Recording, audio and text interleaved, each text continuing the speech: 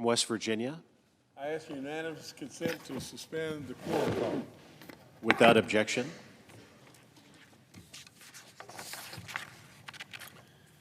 Mr. President,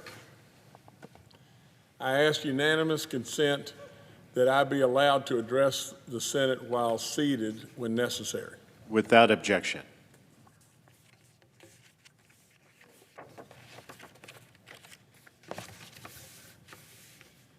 Well, to this great Senate body and to all of you, I'll speak from my heart. I won't have hardly any notes, but I'll speak from my heart about something that I think is absolutely the key to Emerald City, and that's all about energy. Absolutely, I'm an energy guy. I'm from an energy state. In my backyard, 2/3 of the population of this entire country is within a rock's throw of West Virginia. If we don't watch out, we're going to awaken to a situation as far as energy in this country that is really, really, really bad. I believe this with all my soul, that Secretary Burgum is a really good man. And I always called him the pick of the litter. I think President Trump's nominees are absolutely great. But with all that being said, I think about Doug Burgum, our Secretary of the Interior, a guy that is super smart, really, really experienced, compassionate, and has an unbelievable knowledge.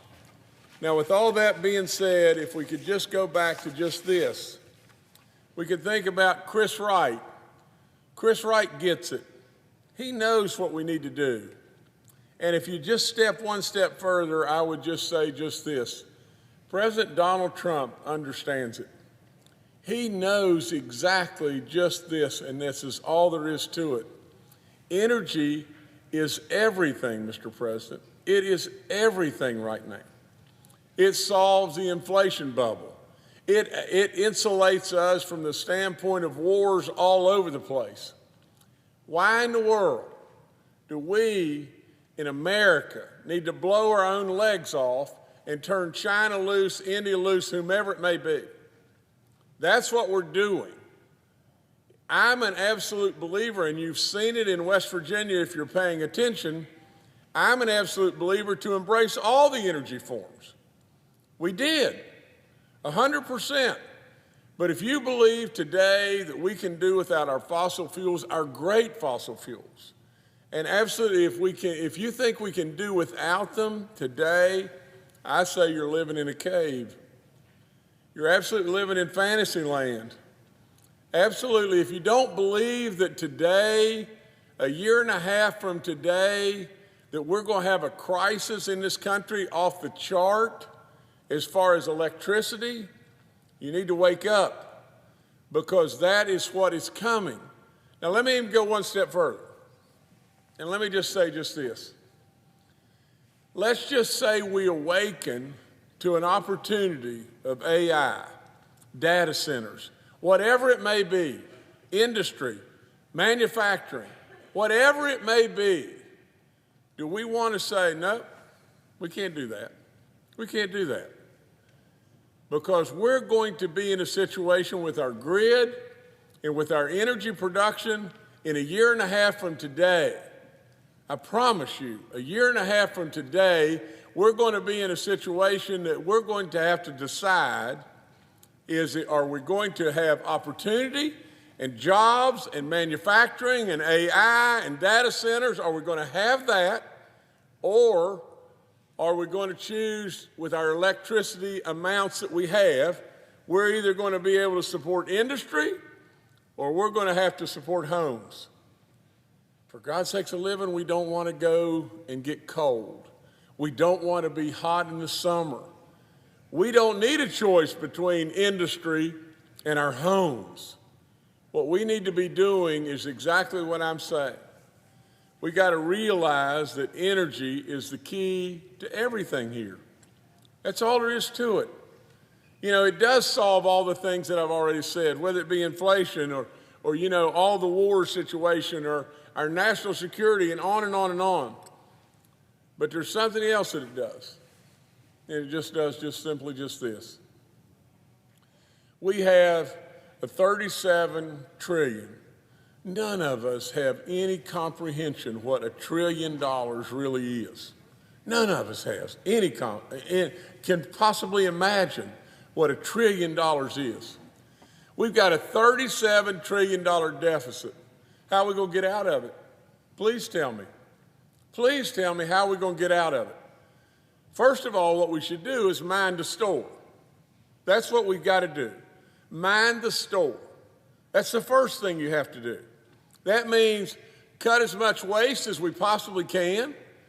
But after we do all of that, I'll bet you this in every way. I see, I'm a business guy.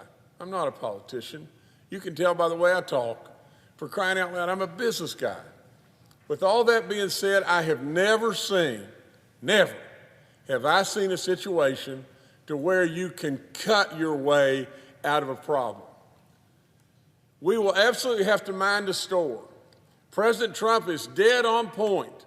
The Doge is absolutely real, and we can absolutely make a real dent, but it won't be a dent nearly big enough. At the end of the day, the only way you can truly get your way out of a mess, mind the store, and then grow. That's what we got to do. You've got to grow revenue. Say what you want, but at the end of the day, you've got to grow revenue. How are you going to grow revenue in America?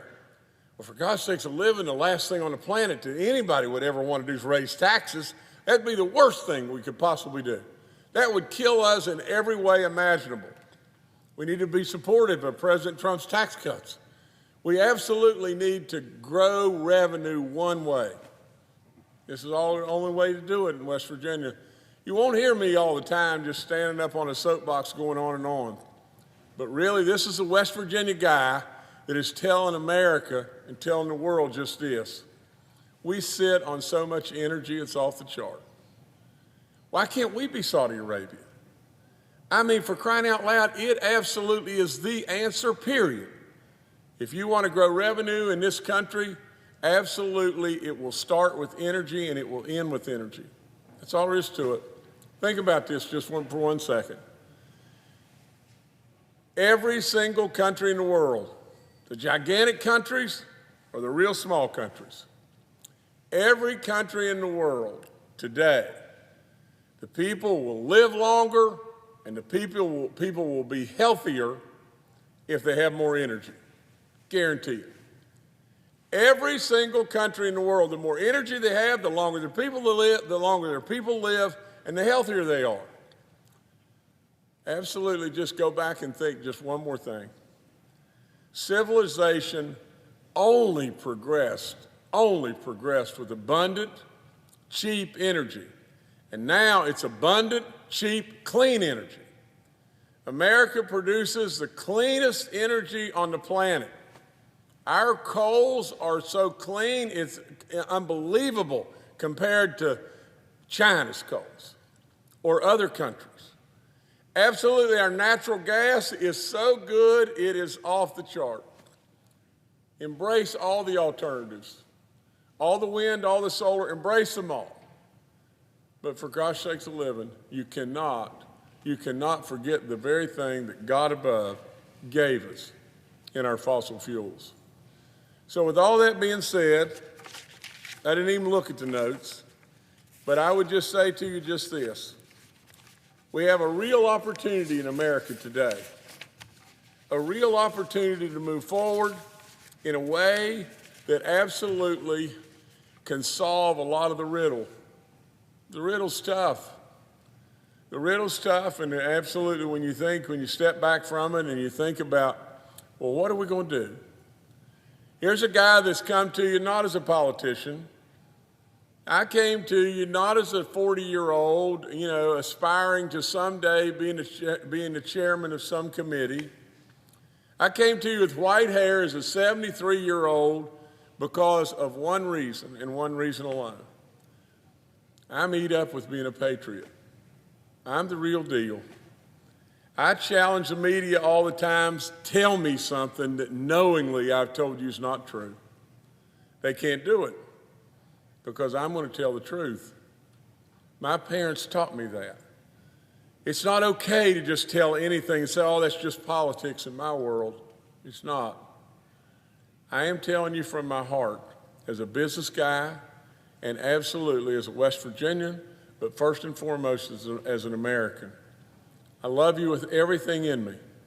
I love this country with every single thing in me. I want nothing but goodness. I don't want one thing for me. Nothing. I don't want the next hot tip. I don't need the next perk. I don't need the next invite. I don't want a thing for me. I am telling you, energy is our ticket.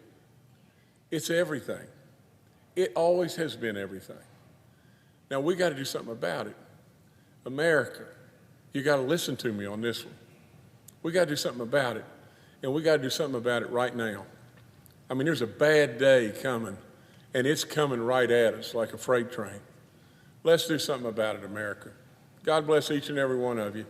Thank you so much for having me. And Mr. President, I guess now if I follow these guidelines correctly and make sure that I do, I yield the floor.